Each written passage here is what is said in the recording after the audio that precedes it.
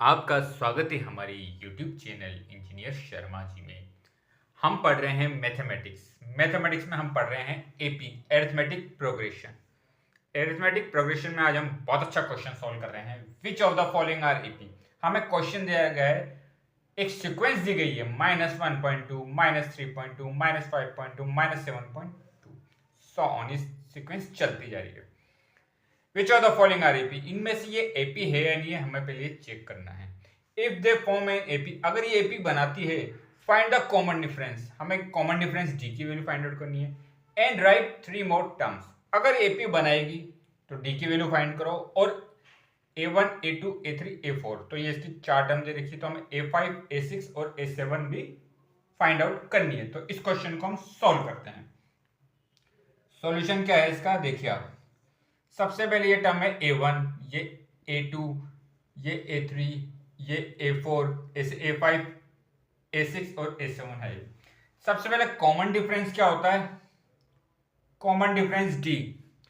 Common difference d होता है हमारा a2 minus a1, a2 minus a1। a2 कितना दे रखा, -3.2, माइनस a1 कितना, -1.2, -3.2 minus minus plus 1.2।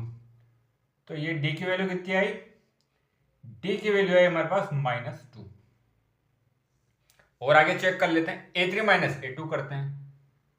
a3 minus a2, a3 कितना रखा, -5.2 minus 3.2 minus 5.2 minus minus plus 3.2, minus का साइन बड़ा है, वैल्यू बड़ी है, तो ये कितना होगा, -2।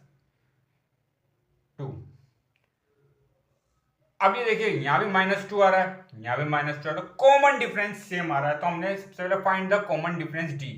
एक एपी बना रही है, क्योंकि एक पर्टिकुलर नंबर अगर हम ऐड करेंगे इसमें -1.2 में, देखिए आप -2 ऐड करेंगे तो -3.2 आएगा, -3.2 में -2 ऐड करेंगे -5.2 आएगा, -5.2 पे -2 ऐड करेंगे तो -7.2 आएगा। तो एक पर्टिकुलर नंबर हम जिस टर्म में ऐड करते हैं तो नेक्स्ट टर्म जो आती है उसको ऐड करके आती है। तो ये एक एपी बना रही है। अब हम आगे की 3 टर्म पता करेंगे, जैसे a1 a2 a3 a4 तो हमें दिया गया है। अब a5 a6 और a7, तो a5 क्या होगा, a5 होगा a प्लस 4 इंटू डी।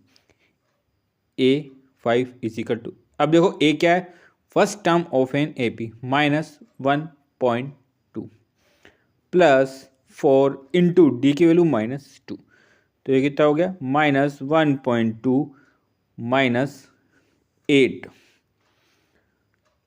ये कितना हो गया, 9.2। तो a5 कितना है हमारे पास, 9.2।